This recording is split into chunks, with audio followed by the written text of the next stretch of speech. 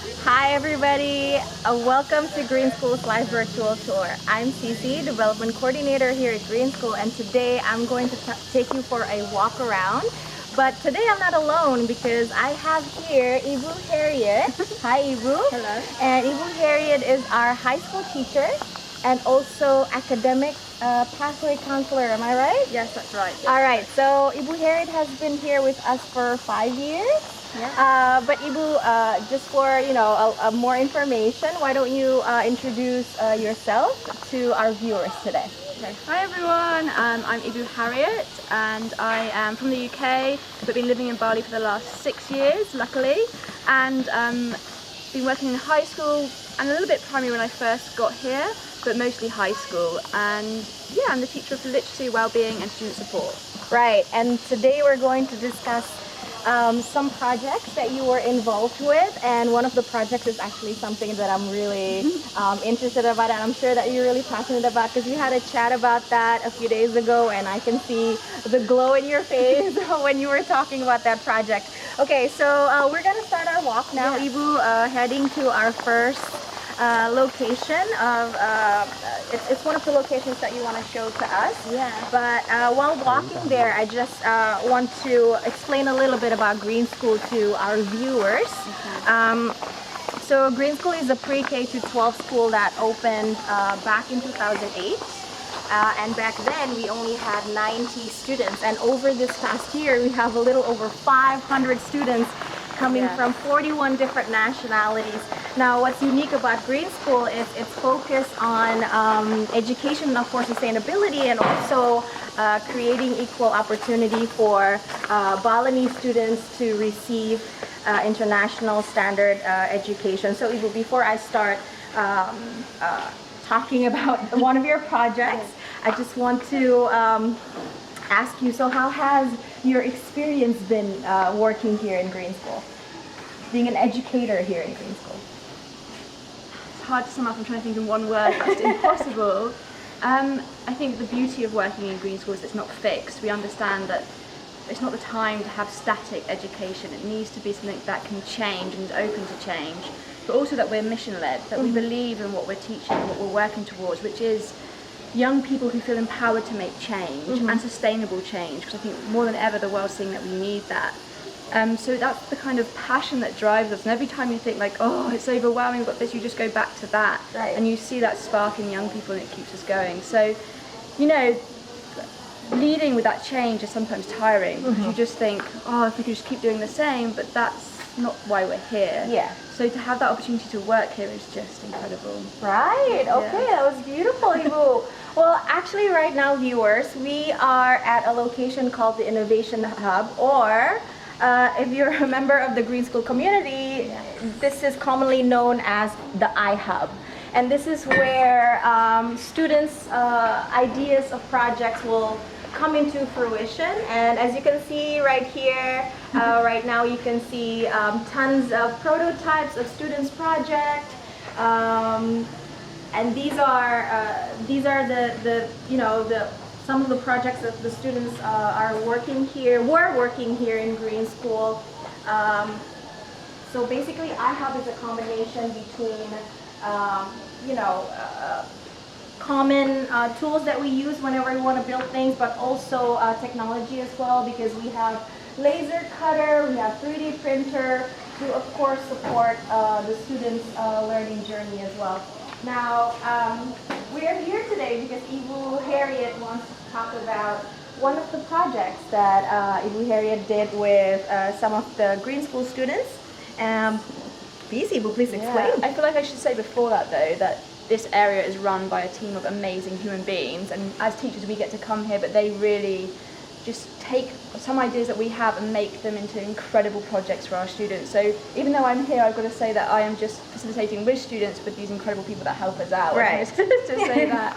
But yeah, so I think it was 2 years ago now with Ibu Rahayu, who's our maths and science teacher in high school, who is probably like one of the most incredible teachers I've had the luck to work with.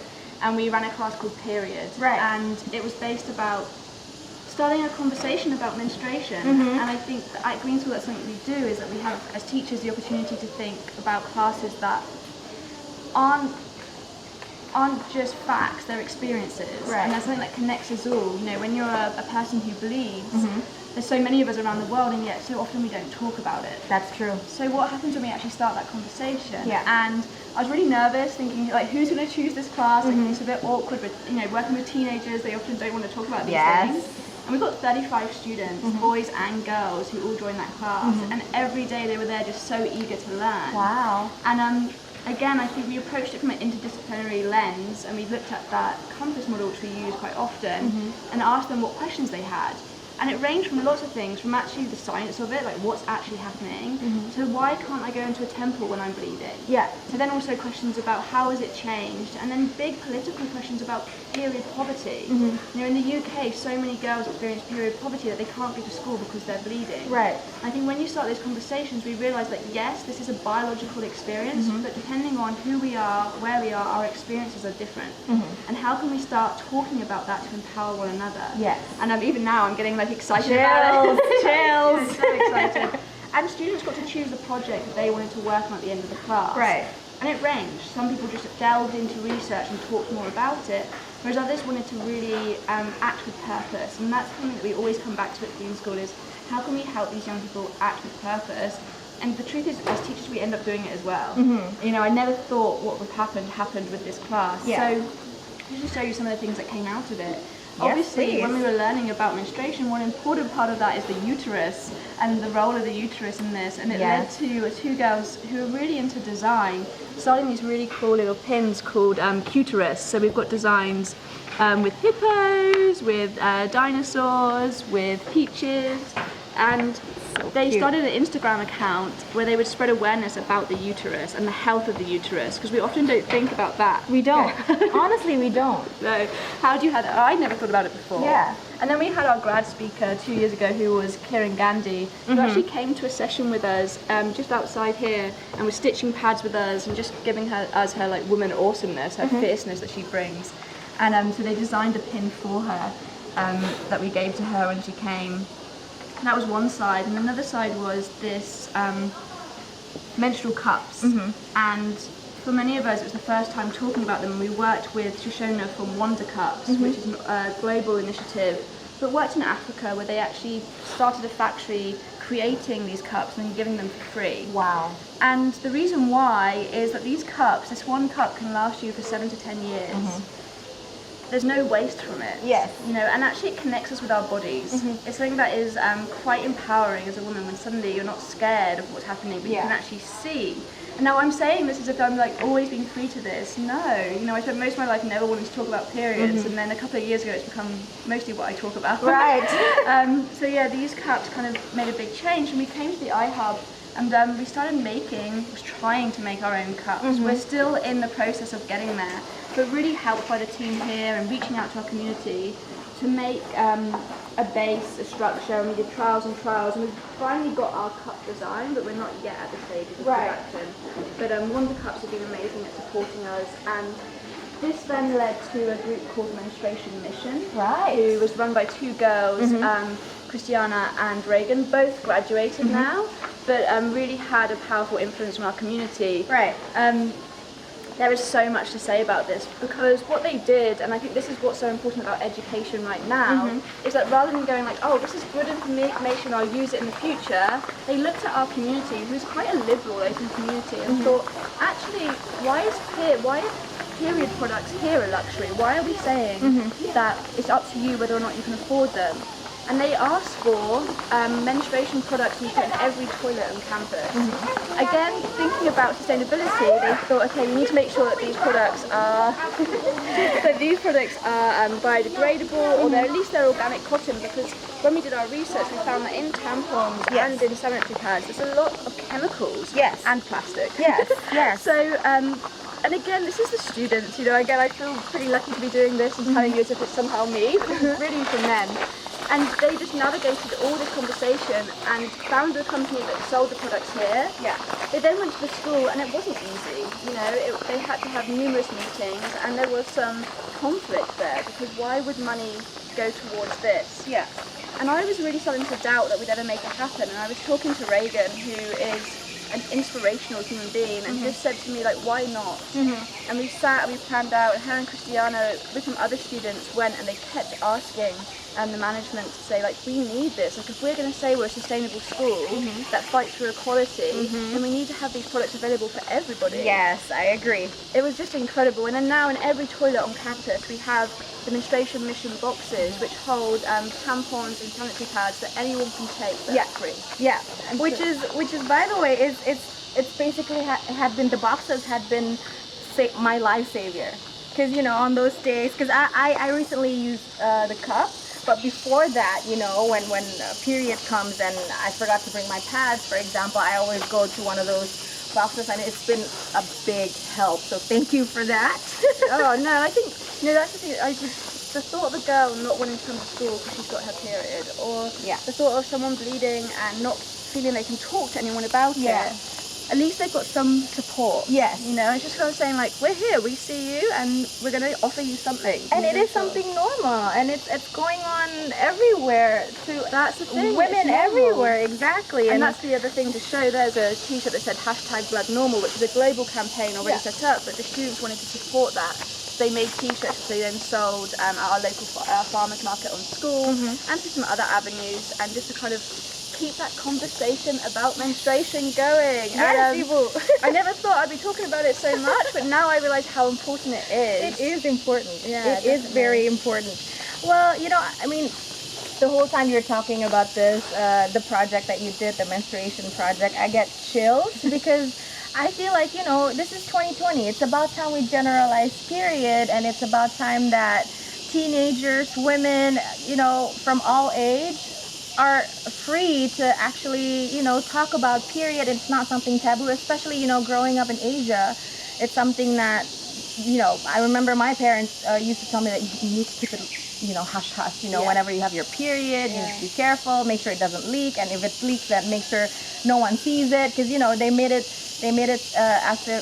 sound as if it's something that's embarrassing, and shameful. it's not. Yeah. And it's not really. Yeah. So it's really interesting, and it's really amazing that you did this project and these kids as well, right? I think, and you know, last year it was, the class wasn't running, but two seniors, Cristiano and Cleo, kept it going, and that's what's important. Like, when we talk about sustainability, it's not a one-hat trick. You don't tick a box and it's done. Yeah. It needs to keep working, and they thought about that shame aspect of it, and they ran circles which people from all different countries could come to, and also thinking about our local community and talking about menstruation, and then designed these scarves that you could wear when you're on your period, so it's kind of like proud of it. And they linked up with local organisations, as it's the Klim Foundation, which works with women, and Bumi Sahat, which is a natural birthing centre and supports women, Indonesian women, to have free births in a comforting and supportive manner, rather than a kind of medical procedure manner.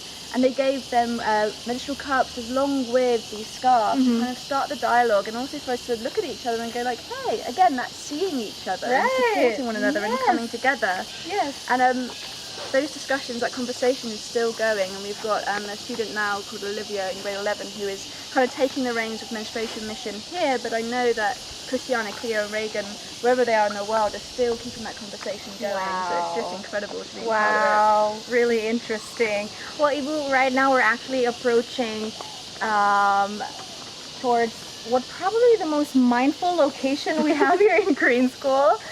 This is the Healing Crystal. Ibu, would you like to share a little bit? I know you know a lot about this crystal right here, because you told me some very interesting stuff the other day. So would you like to share it to our viewers? Yeah, definitely. So I guess to start off, for years I had no idea what this crystal was about. It's just a beautiful crystal that sat here. And then one day, Ibu Kate came to our menstruation mission, Jalan Jalan, which is our Wednesday program. And there was a man here who came to campus when it very first was being put together, and he is someone that can feel the energy. You know the word, but I don't know the dowser. word. A dowser. And he came, and he was coming back to see what was happening. He said it should be here, which is kind of where the energy meets on campus. And if you look around, you can kind of see these stones that are placed. And again, I just thought they were randomly put. But with his energy sticks, he showed that this is the middle point of about 7 waterways that all converge here. They meet here.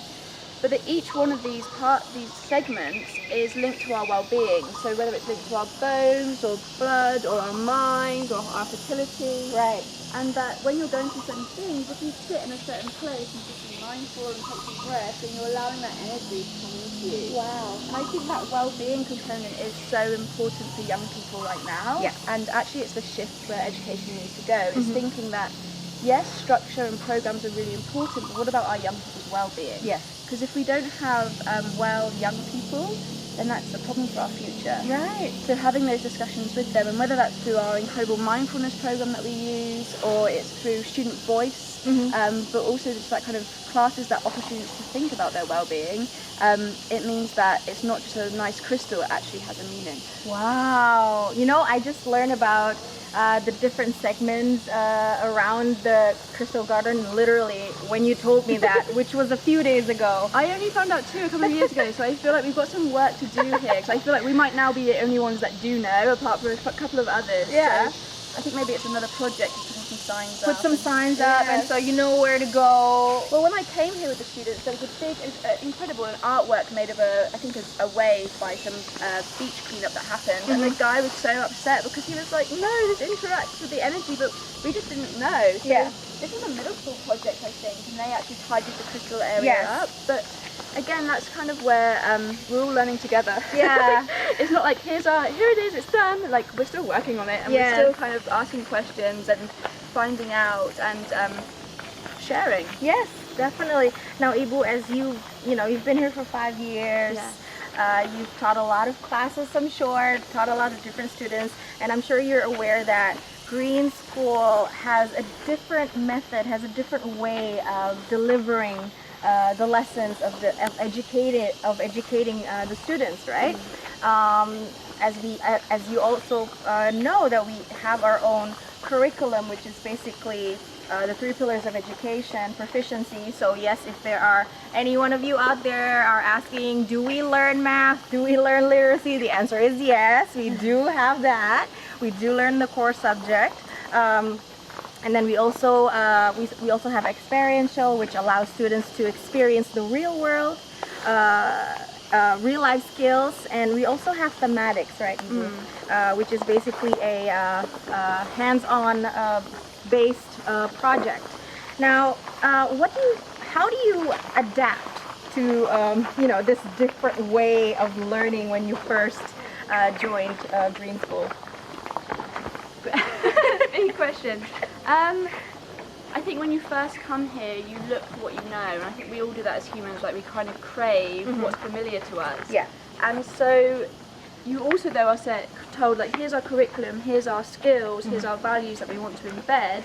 And suddenly you just feel like you're this artist with this blank canvas, and you're like, oh, what do I do? What do I do next? But there's so much support, there's so much kind of care in cultivating those programs. And Ibu Emily, who's works across the neighbourhoods, has really been holding that the last few years and directs us in such an incredibly powerful way.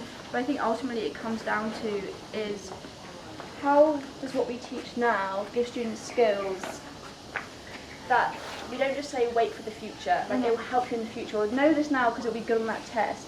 How do we talk about things that actually empowers them right now? Right. And gives them conversations and knowledge and skills, but also gives them time for them to collaborate, communicate with each other, and kind of build up our I respect values as well, which thinks about responsibility and peace and community and trust and many others.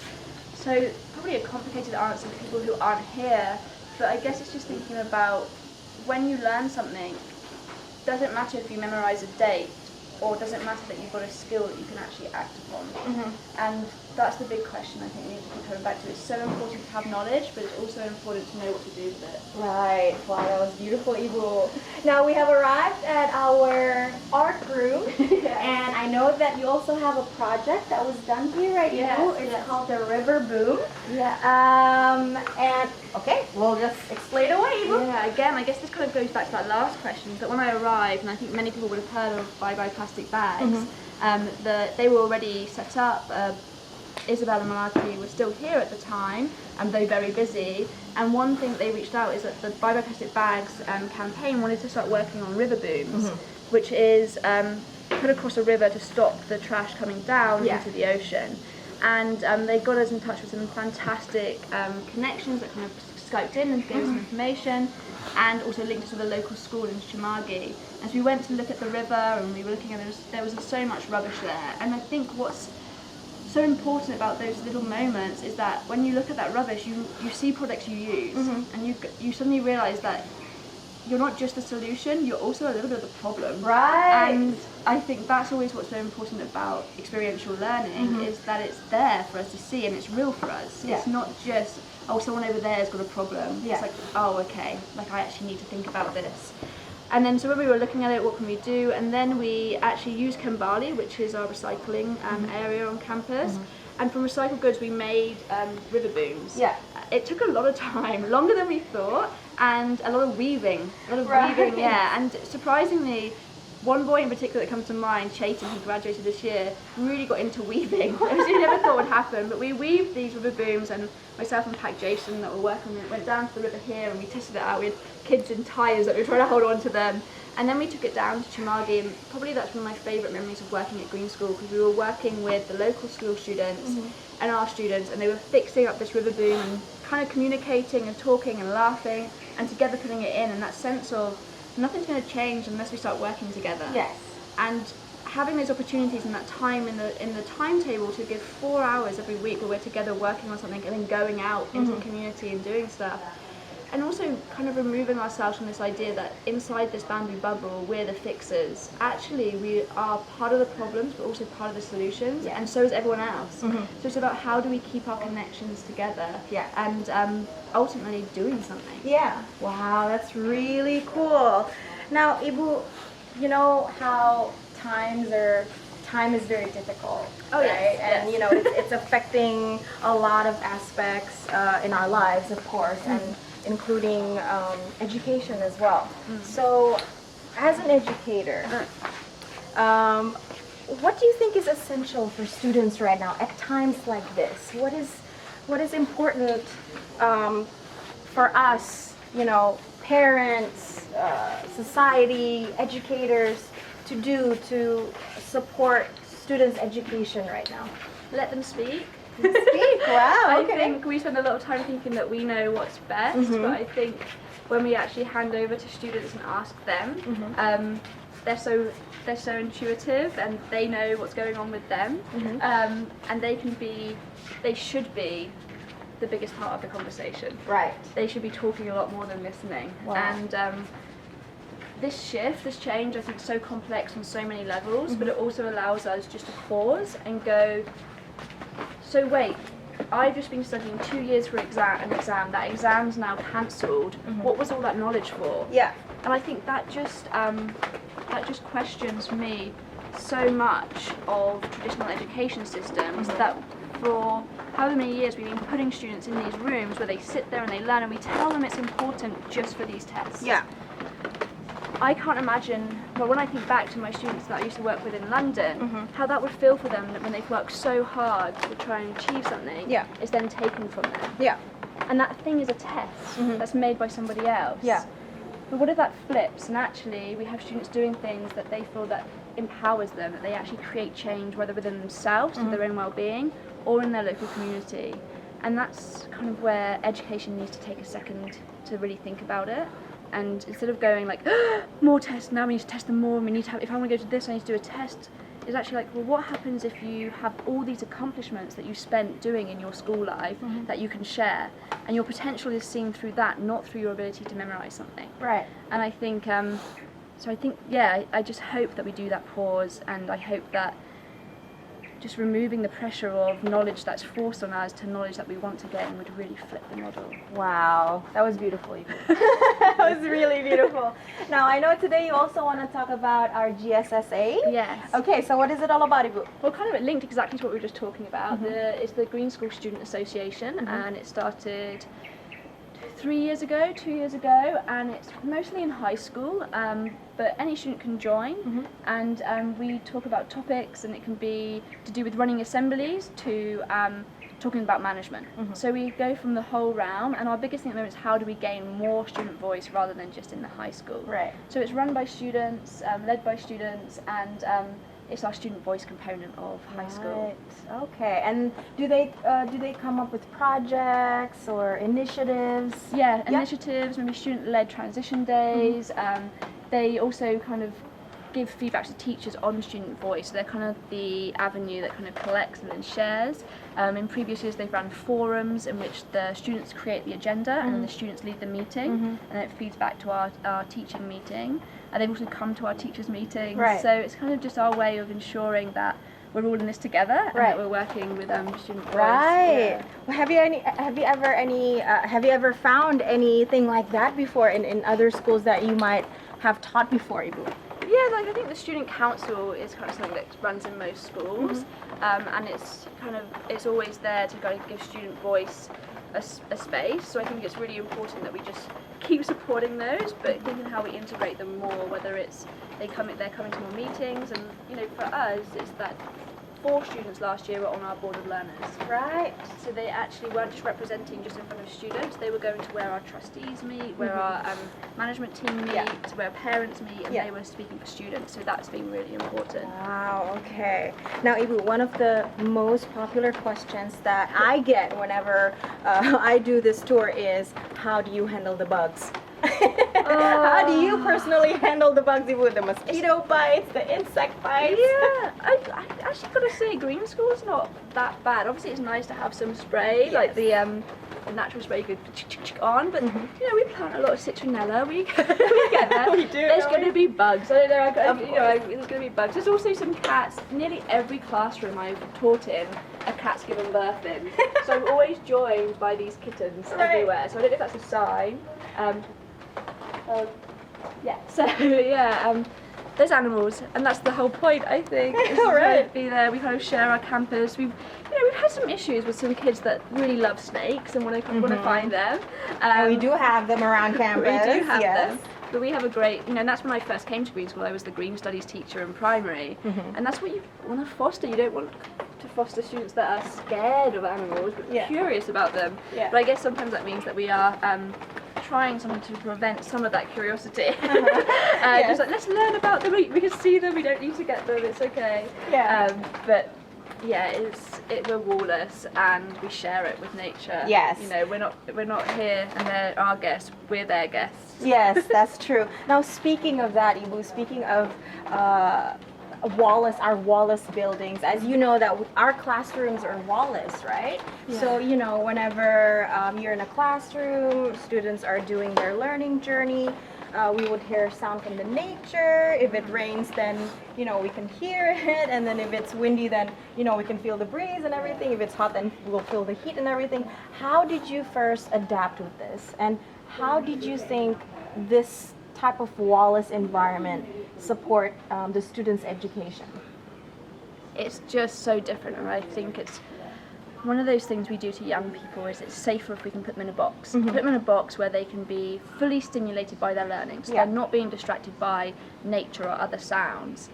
I'm not sure how real that is of life, as much as we all love to be, I've got a baby, I just want to wrap up in cotton wool and just protect him all the time, is that we have to be aware that there's life out there, there's a world out there.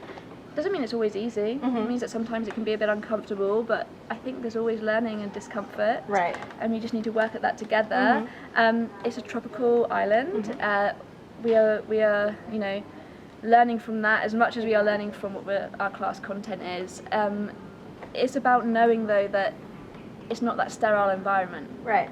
And sometimes you want things to be sterile because they're nice and clean, but like I said, I think in the messy, in the uncomfort, comes really great learning. Right. Yeah, you'll always learn something from that, right, Ibu? All right. Are there any other projects that you have worked on before that you would like to share with us? Yeah, I think another one that kind of links with the student voice idea is that last year, working with a senior called Liam and The Bridge, which is our co-working space over there for adults, we thought the students really, it's a big part of them is collaboration. Yeah. We don't really have a space for co-working for students. Yeah. I guess from a very enterprise mindset of how to set up a co-working space, and I'm not sure where you are in the world, but there's hundreds of these co-working spaces all around now. And the idea was that it would be student run, and they would set up talks, and they would set up a space where students could create, where they could collaborate, and where they could work quietly, you know, on their own studies. So we set up in here. It's obviously we're all moving, we're all kind of moving spaces, so it's not in this space anymore.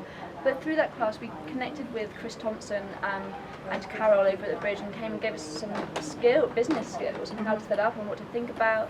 We then chose roles, and we tried to choose it through consensus approach rather than through voting.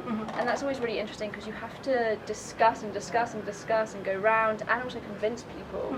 And I think those skills are really important rather than just saying like, well, you know, the majority wanted it, sorry the rest of you. And that's really important for the future because you know, thinking about where the world is now, we've got big groups of populations who are so unhappy with the results that come from a democratic vote. So maybe we need to really rethink that. Yeah. And actually doing that in classes with students on projects that are theirs, that builds that skill and also enables us to question the current systems and thinking like, is this really working for us? Yeah. And ultimately when these students graduate is that they then take that forward and they're critical of the things that they're being told and the things they're being told to do. And change is going to come from that. Yeah. And that's, yeah, so hopefully, so these classes are in their time here with us, but hopefully the skills go much further. Right, hopefully. Yeah. All right, so now we're actually heading down to the first floor of the heart of school.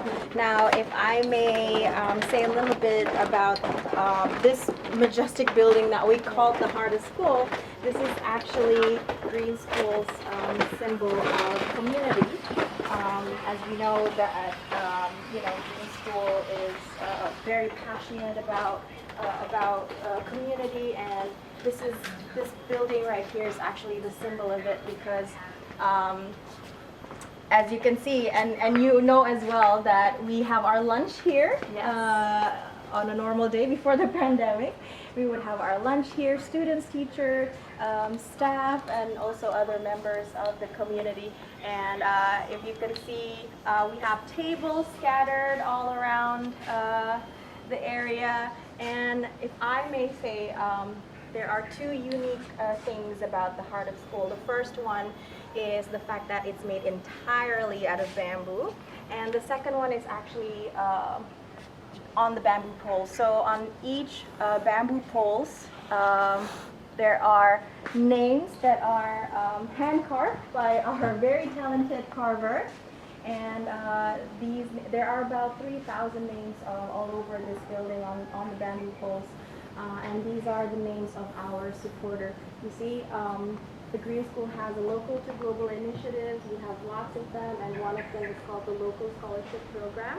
And currently the Local Scholarship Programs has 37 local Balinese students that come to Green School to get education on a scholarship. So these are our supporters. These are the people who, you know, came to Green School, came to Green School to see what Green School is all about, and they heard about the Local Scholarship Program, and they felt inspired, and they want the program to continue, and so they decided to donate and help the program to keep going, Ibu. Now, in your experience of teaching here for 5 years, have you ever had a class with one or two or maybe 3 local scholarship program students? Of course, yeah, of course, yeah. So what do you think about them, Ibu? And what do you think about the program? I think our local scholars are our change makers. I think they're the ones, you know, to be really honest, they're the ones that are using the less. They're the most green. Right. They're not flying, they're not, you know, their lifestyle is here, it's local. They know the local culture, the local traditions. They know how to make incredible jamu. They know about the meanings of the rituals and the religious traditions. They also speak the language. So when we're looking at these projects I've been telling you about today, it's them that really support those. Right. Because when we're talking about menstruation, you know, it's being able to do that in the local language that really creates those connections. When we're talking about river booms and we're going to local schools, if we can't communicate and we don't understand about a local school experience, then we are just imposing or creating ideas. So for me, our local schools are change makers. I've been, you know, so lucky at the moment. I work with a senior class, and just thinking about Nilu, who I've worked with for 4 years, who is one of the nicest humans in the world, but also, you know, she took part in our V-Day presentation last year. She's constantly creative, constantly learning. We got Yuka as well, who did our speech in the graduation ceremony last year, who is, you know, just academically aspiring all the time and working hard at her studies. And it's the same, so for me, they're just another student. Right. But they're giving me insight into where we're so lucky to be. I just always feel, you know, want to touch the bamboo. Just feel so lucky. Hopefully you can stay longer and to be in Indonesia, because it's an incredible place. Right. Wow. Thank you so much for saying that, Ibu. You know, as someone who works in a department who you know, who has lots of connection dealing with the local scholarship program, I would say that the program is something that that's really close to my heart. So it really makes me happy to hear you say all of that. So yeah, if you would like to know more about the local scholarship program, you can email us at development@greenschool.org. Thank you so much, Ibu, for joining me today. I had so much fun. I look forward to hear about the menstruation mission, more about that. And if you would like to connect with Ibu Harriet, where can they email you, maybe? Harriet.burrows@greenschool.org. Okay. Great. All right, Ibu. All right, Ibu. So thank you so much for joining me today. Thank you. That's it, our tour for today. If you would like to know more about tour schedules, you can email us at tours@greenschool.org. I hope everyone stays healthy and happy, and hopefully after this whole pandemic is over, you can visit us here in Green School and meet Ibu Harriet in person and come to Bali and experience the Green School experience. So thank you so much for joining us today. Have a good day. Bye. Bye.